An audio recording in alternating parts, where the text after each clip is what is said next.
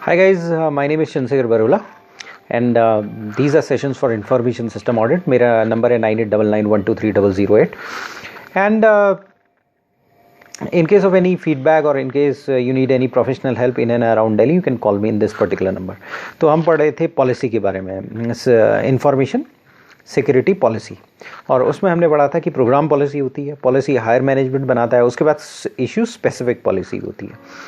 और issue specific policy के बारे में हल्का सा ब्रॉड लाइन पढ़ा था और ये भी पढ़ा था कि क्या कंपोनेंट होते हैं इशू स्पेसिफिक पॉलिसीज़ के।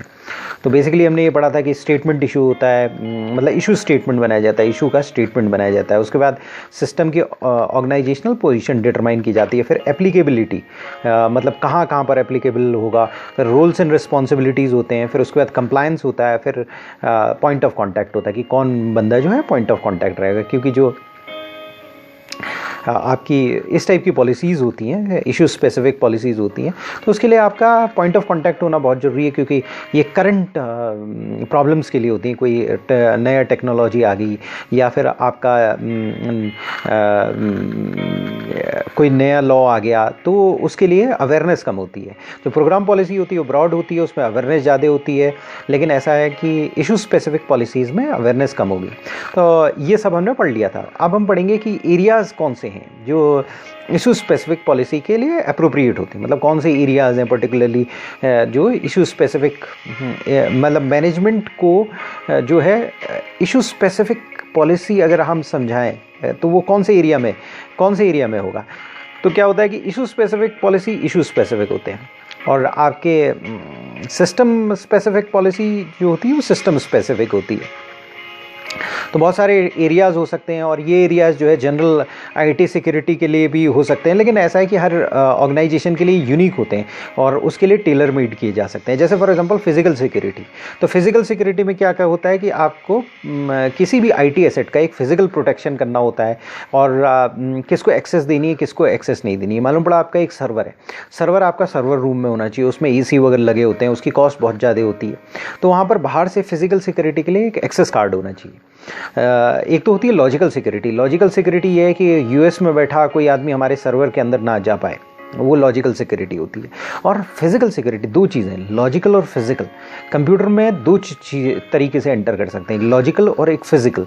लॉजिकल मतलब ये है कि लॉजिकली एंटर कर सकते हैं, मतलब आप एंटर नहीं कर रहे हैं, रियल में एंटर नहीं कर रहे हैं, उसमें क्या है, आप अपने यूएस में बैठे हैं और इंडिया के सिस्टम में एंटर कर रहे हैं। जैसे गूगल की साइट में हम लॉजिकली एक्सेस करते हैं, इंडिया में बैठकर कोई यूएस का गूगल सर्वर हम लॉजिकली एक्सेस करते हैं, फेसबुक का सर्वर लॉजिकली एक्सेस करते हैं। तो फिजिकल एक्सेस और लॉजिकल एक्सेस दोनों डिफरेंट होती हैं, और ये बड़ी यूनिक है आईटी के साथ। तो आईटी के साथ फिजिकल एक्सेस और लॉजिकल एक्सेस दोनों के लिए दोनों नहीं होनी चाहिए। तो फिजिकल सिक्योरिटी में क्या है कि आपका एसेट रखा हुआ है या सर्वर रखा हुआ है, कोई रखा हुआ है, एक कंपनी के अंदर रखा हुआ है, तो वहाँ फिजिकली उसको गार्ड करना बहुत ज़रूरी है कि कोई डिस्ट्रक्शन ना हो, आग ना लगे, कोई अनऑथराइज्ड एंट्री ना हो। ये सारा फिजिकल प्रोटेक्शन होता है आईटी रिसोर्सेज का। तो ऐसा होता है कि इसके लिए एक पर्टिकुलर इशू स्पेसिफिक पॉलिसी बनानी पड़ेगी कि भाई फिजिकल सिक्योरिटी किस तरह से रखी जाएगी, मतलब गार्ड होगा 24 घंटे के लिए होगा, या गार्ड सर्वर रूम के बाहर होगा, या गार्ड नॉर्मली बाहर सबसे बाहर मतलब मेन गेट में होगा, केवल ऑथराइज पर्सनल आएंगे, सर्वर रूम के लिए एक्सेस कार्ड्स वगैरह होंगे, या फिर ऐसा है कि बायोमेट्रिक डिवाइसेस होंगे। ये सारी चीज़ें फिजिकल सिक्योरिटी में आ जाएंगी। तो जिस भी ऑर्गेनाइजेशन में कोई एक्सटेंसिव आईटी सिस्टम है या इक्विपमेंट है, तो उसे ये सारी पॉलिसीज़ डेवलप करना पड़ेगा। उसे ये बताना पड़ेगा कि भाई किसको एक्सेस होगा, किस साइट का, कौन सी साइट, कौन सी लोकेशन का एक्सेस किस व्यक्ति को होना पड़ेगा।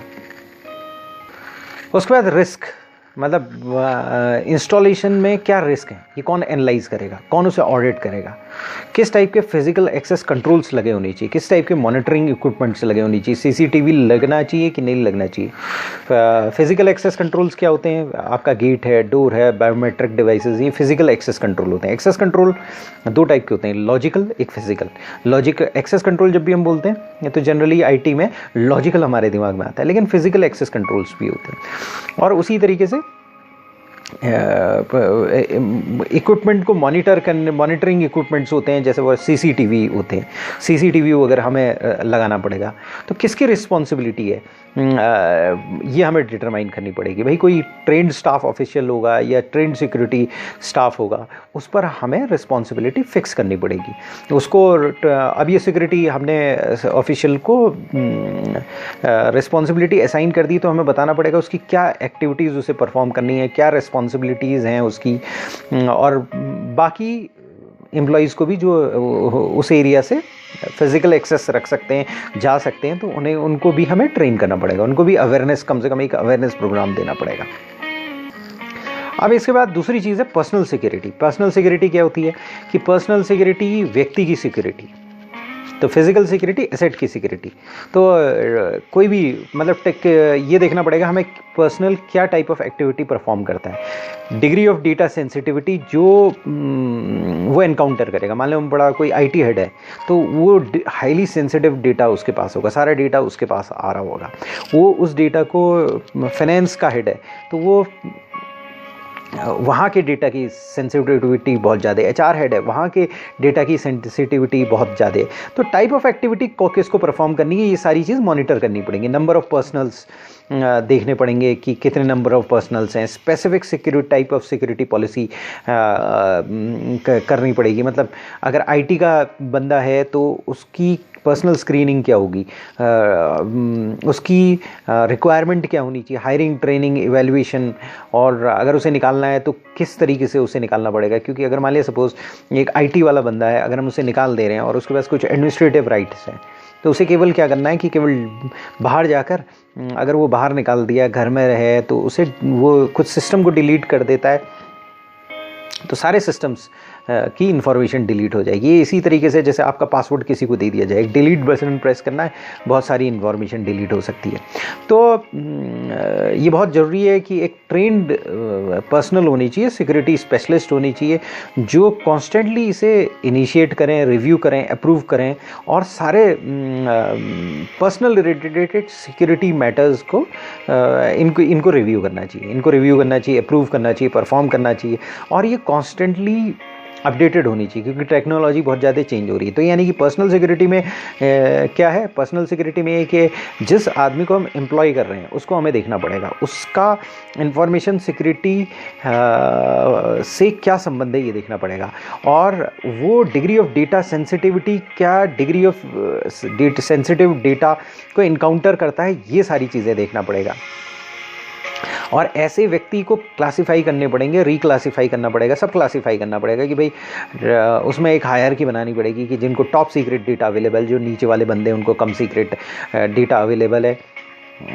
हायरिंग के टाइम पर उनको ट्रेन, एवेलुएट करना पड़ेगा। जब अगर आप उसे निकाल रहे हो तो उस टाइम पर एक प्रॉपर प्रोसीजर होना चाहिए उन्हें निकालने के लिए, और पर्टिकुलरली जो बंदे सेंसिटिव पोजीशन में हैं।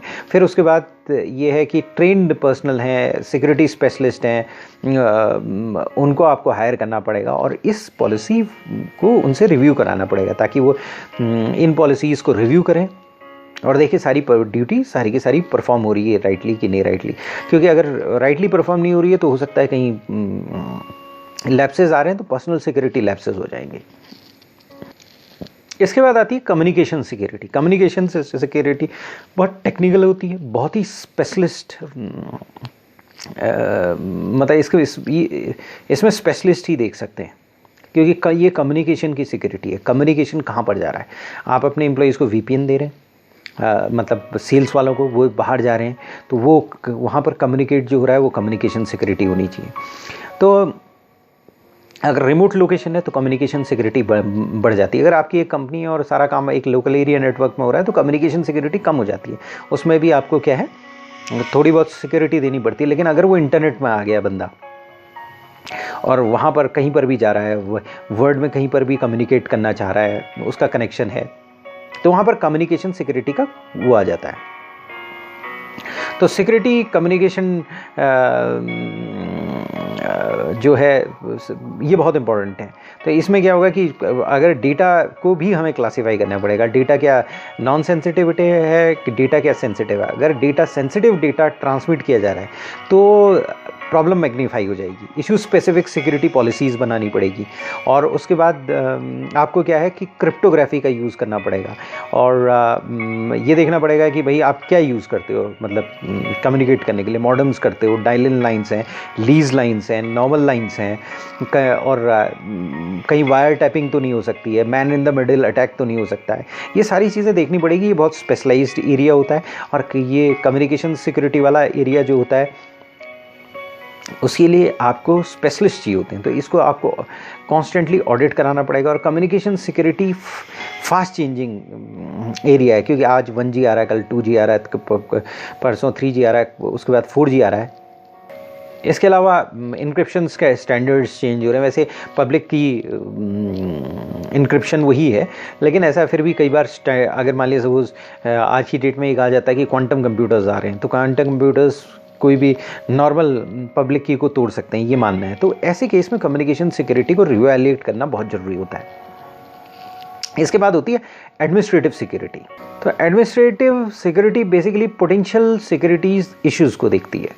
तो मतलब आईटी मैनेजमेंट को जो पोटेंशियल सिक्योरिटी पॉलिसी इश्यूज़ पता होनी चाहिए। तो इसमें जो है इनपुट आउटपुट कंट्रोल्स आप देख सकते हो कि ठीक तरीके से काम कर रहे हैं, ट्रेनिंग अवेयरनेस, उसके बाद सिक्योरिटी सर्टिफिकेशन या एक्रेडिटेशंस को देख सकते हो कि भाई आपके पास राइट पब्लिक की है कि नहीं है, जितने बिट की होनी चाहिए उतने बिट की, हायर बिट की इंक्रिप्शन स्टैंडर्ड है, हायर बिट है तो वो ज़्यादा बेटर रहता है। इंसिडेंट रिपोर्टिंग कैसे होगी, सिस्टम कॉन्फ़िगरेशन क्या होगा, चेंज कंट्रोल्स क्या होंगे, सिस्टम डॉक्यूमेंटेशन क्या होगा, ये सब एडमिनिस्ट्रेटिव सिक्योरिटी के पास है। उसके बाद रिस्क मैनेजमेंट आता है। तो रिस्क मैनेजमेंट में क्या होता है कि आपको आईटी रिसोर्सेज के पोटेंशियल थ्रेट्स और वनरेबिलिटीज़ वो असेस करने पड़ते हैं कि भाई क्या है, टेक्नोलॉजी मूव कर रही है, बहुत तेज़ी से मूव कर रही है, तो क्या पोटेंशियल थ्रेट्स हैं, क्या वनरेबिलिटीज़ हैं। अगर मान लिया सपोज़ कोई नया सॉफ्टवेयर इशू हुआ है तो उसमें क्या थ्रेट्स वनरेबिलिटीज़ हैं, उसके क्या फीडबैक्स हैं। मान लिया नया विंडो आया है तो कई बार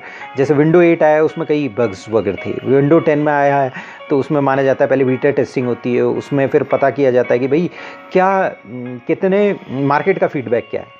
तो ये सारे रिस्क असेसमेंट करना पड़ता है, पोटेंशियल थ्रेट्स और वनरेबिलिटीज़ देखना पड़ती है, और इन थ्रेट्स और वनरेबिलिटीज़ की प्लानिंग करनी पड़ती है, तो ताकि हम उसको जो भी रिस्क हमने आइडेंटिफाई किए हैं उसको काउंटरएक्ट कर सकें। और उसके बाद उसके लिए एक पर्टिकुलर पॉलिसी होनी चाहिए, जिस पॉलिसी के अनुसार हम उसे एड्रेस कर सकते हैं। उस पॉलिसी में क्या होना चाहिए, किसके द्वारा ये रिस्क असेसमेंट होगा, कैसे होगा, कब होगा, मतलब मंथली होना चाहिए, फोर्टनाइटली होना चाहिए, और किस तरह के डॉक्यूमेंटेशन होनी चाहिए। और अगर मान लिया सपोज़ कोई इमीडिएट रिस्क है तो उसकी कंटिजेंसी प्लानिंग होनी चाहिए।